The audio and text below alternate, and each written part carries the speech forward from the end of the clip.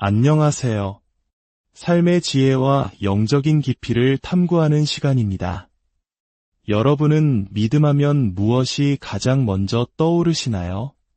아마 많은 분들이 내가 얼마나 간절히 믿는가, 나의 믿음이 얼마나 강한가와 같은 나 자신에게 초점을 맞춘 생각을 하실 겁니다. 하지만 오늘 우리는 믿음의 본질에 대해 조금 다른 각도에서 아주 중요한 통찰을 나누고자 합니다. 이 귀한 나눔이 시작되기 전 잠시 시간을 내어 구독과 좋아요를 눌러주시면 이 은혜의 말씀이 더 많은 영혼에게 닿는 귀한 통로가 될 것입니다. 여러분의 작은 손길 위에 하나님의 크신 축복이 함께하기를 기도합니다. 잠시 함께 기도하는 마음으로 오늘 이야기를 시작하겠습니다. 사랑의 하나님, 이 시간 당신의 말씀을 듣기 위해 모인 모든 이들의 마음을 열어주소서. 우리의 생각과 한계를 내려놓고 오직 당신께서 주시는 하늘의 지혜와 평안으로 채워주시옵소서. 듣는 모든 이들의 삶에 놀라운 은혜와 변화가 시작되게 하소서. 예수님의 이름으로 기도합니다. 아멘. 성경 시편에는 이스라엘 백성에 대한 안타까운 기록이 하나 나옵니다. 그들이 이스라엘의 거룩하신 이를 제한하였도다. 이 구절은 오늘을 사는 우리에게도 깊은 울림을 줍니다. 우리는 하나님의 백성이라 말하면서도 얼마나 자주 그분의 능력을 우리의 생각과 경험이라는 작은 상자 안에 가두어 버리는지요. 광야에서의 이스라엘 백성처럼 우리도 눈에 보이는 현실과 세상의 소리에 휘둘려 하나님의 무한한 능력을 제한합니다. 다른 사람들이 하는 말 때문에 혹은 교회 안에 스며든 잘못된 가르침 때문에 그리고 무엇보다 우리의 이성과 경험이라는 잣대로 하나님을 판단하고 제한합니다. 하지만 하나님은 결코 제한받으실 분이 아닙니다. 그분은 무한하신 분이십니다. 예수님께서는 마태복음 9장에서 이렇게 말씀하셨습니다. 눈먼 두 사람이 예수님께 나아왔을 때 그분은 이렇게 물으셨습니다. 내가 능히 이 일 할 줄을 믿느냐? 여기서 중요한 점을 발견해야 합니다. 예수님은 너희가 볼 수 있을 것이라고 스스로 믿느냐? 라고 묻지 않으셨습니다. 그들의 믿음의 능력을 시험하신 것이 아닙니다. 그분은 너희는 내가 이 일을 할 수 있다고 믿느냐? 라고 물으셨습니다. 우리의 믿음은 나의 믿음 그 자체에 있는 것이 아니라 우리 믿음의 대상이신 예수 그리스도 그분께 있기 때문입니다. 악한 영에 들린 아들을 둔 아버지가 예수님께 절박하게 외쳤습니다. 무엇을 하실 수 있거든 우리를 불쌍히 여기사 도와주옵소서. 예수님은 대답하셨습니다. 할 수 있거든이 무슨 말이냐? 믿는 자에게는 능히 하지 못할 일이 없느니라. 우리는 종종 이 말씀을 예수님께서 모든 책임과 부담을 그 아버지에게 떠넘기신 것처럼 오해합니다. 내가 믿기만 하면 되는데 왜 믿지 못하느냐? 라며 다그치시는 것처럼 말입니다. 하지만 자비로우신 예수님은 결코 그런 분이 아니십니다. 이 말씀의 더 깊은 의미는 이것입니다. 내가 믿기만 한다면 모든 것이 가능한 그 믿는 자가 바로 여기에 있다는 사실을 알게 될 것이다. 여기서 모든 것을 가능하게 하는 믿는 자는 바로 예수님 자신을 가리키는 것입니다. 예수님은 마치 이렇게 말씀하시는 듯합니다. 너의 작은 믿음을 나의 온전한 믿음에 연결하기만 하거라. 내 옷자락 끝을 살짝 만지는 것만으로도 저 여인이 치유를 받지 않았느냐. 중요한 것은 너의 믿음의 크기가 아니라 내가 누구를 믿고 있느냐이다. 은혜와 진리가 충만하신 분, 그 이름은 바로 예수 그리스도이십니다. 사도 바울은 갈라디아서에서 이렇게 고백합니다. 내가 사는 것은 하나님의 아들을 믿는 믿음 안에서 사는 것이라. 많은 현대어 성경이 이렇게 번역하지만 원어의 의미를 깊이 살피고 오랜 시간 신앙의 선배들이 붙잡아온 킹제임스 성경의 번역을 보면 더욱 놀라운 진리를 발견할 수 있습니다. 그것은 바로 나는 하나님의 아들의 믿음으로 산다는 고백입니다.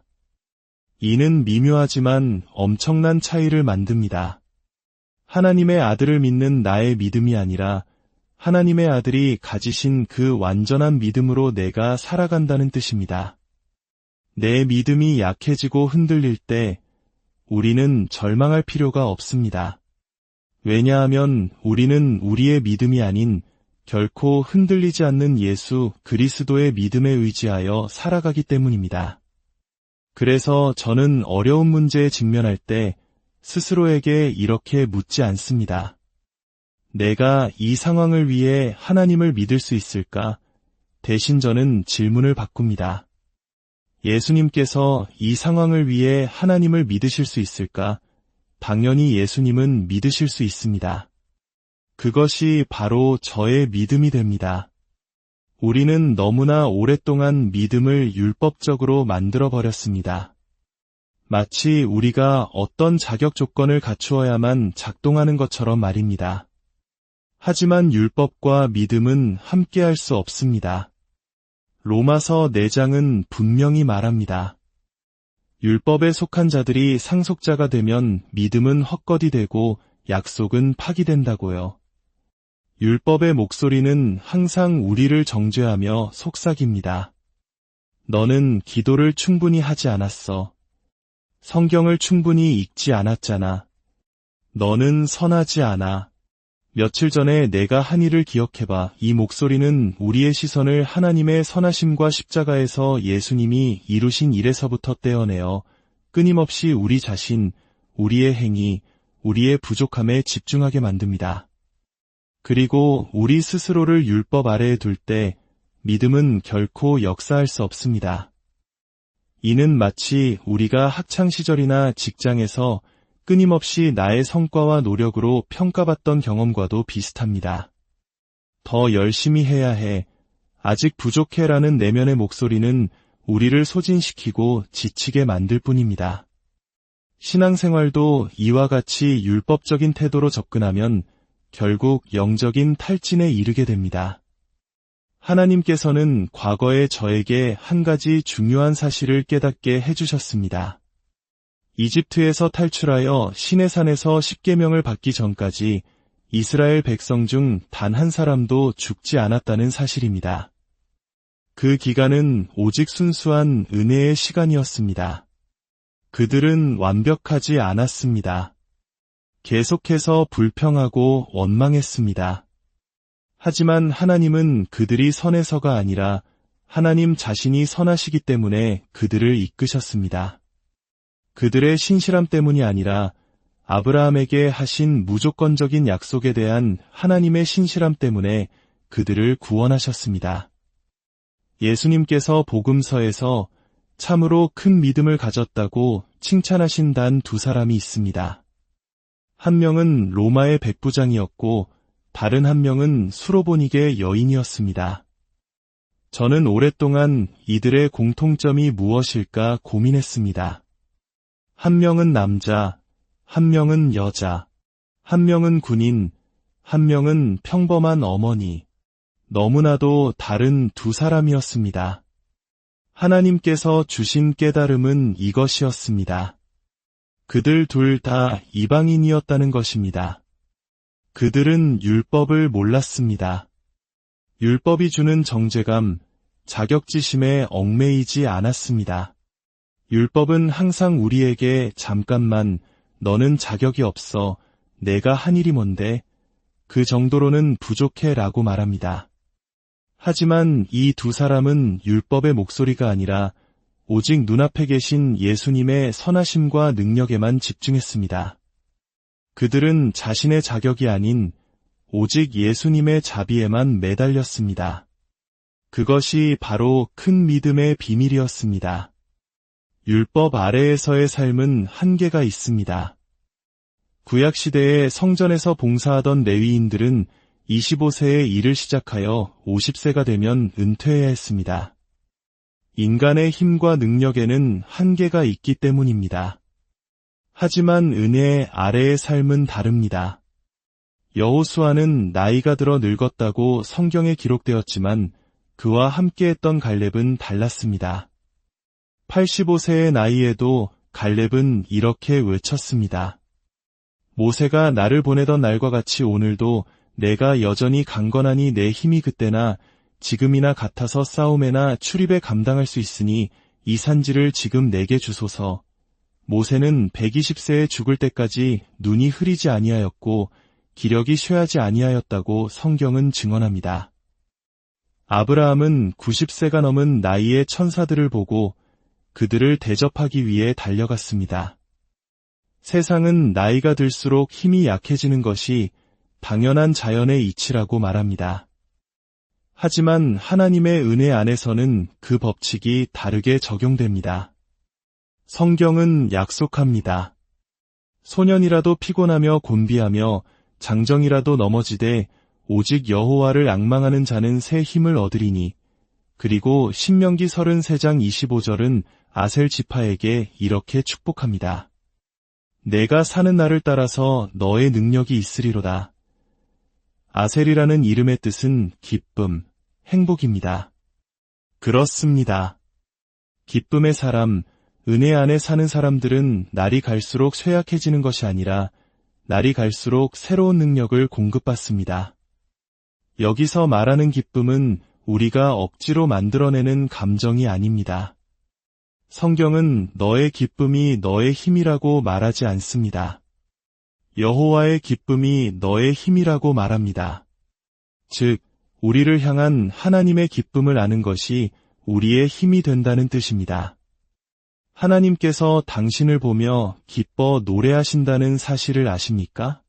당신이 바로 그분의 기쁨입니다. 이 사실을 깨달을 때 우리는 세상이 줄 수 없는 강인함과 평안을 얻게 됩니다. 당신의 능력을 신뢰하는 것은 율법의 길입니다. 그 길의 끝에는 한계와 쇠약함이 있습니다. 하지만 당신의 거룩함, 당신의 지혜가 되시는 주님을 신뢰하는 것은 은혜의 길입니다. 그 길 위에는 초자연적인 공급과 날마다 새로워지는 능력이 있습니다. 우리가 하나님을 제한하는 것이지 하나님은 결코 우리를 제한하지 않으십니다. 예수님께서 오병이어로 수많은 사람들을 먹이셨을 때 성경은 그들이 원하는 대로 주셨다고 기록합니다. 공급은 멈추지 않았습니다. 사람들의 필요가 있는 한 기적은 계속되었습니다. 사랑하는 여러분, 혹시 당신의 삶을 당신 자신의 능력이라는 한계 안에 가두고 있지는 않습니까? 당신의 의사, 변호사, 은행원의 조언을 하나님의 말씀보다 더 신뢰하고 있지는 않습니까? 이제 당신의 시선을 당신 자신에게서 돌이켜 당신을 사랑하시고 당신을 보며 기뻐하시는 주님께 고정하십시오. 이제 함께 기도하겠습니다. 전능하신 하나님 아버지, 오늘 말씀을 통해 우리의 믿음이 어디에 근거해야 하는지를 깨닫게 하시니 감사합니다. 더 이상 나의 연약한 믿음을 보며 좌절하는 것이 아니라 나를 위해 모든 것을 이루신 예수 그리스도의 온전한 믿음을 의지하게 하옵소서. 율법의 정죄감에서 벗어나 참된 자유를 누리게 하시고 은혜 안에서 날마다 새 힘을 얻게 하소서. 내 사는 날을 따라서 너의 능력이 있으리라는 약속의 말씀이 이 말씀을 듣는 모든 이들의 삶 가운데 실제로 이루어지게 하여 주시옵소서. 예수 그리스도의 이름으로 간절히 기도드립니다. 아멘. 하나님의 풍성한 은혜가 여러분의 삶에 늘 함께 하시기를 축복합니다.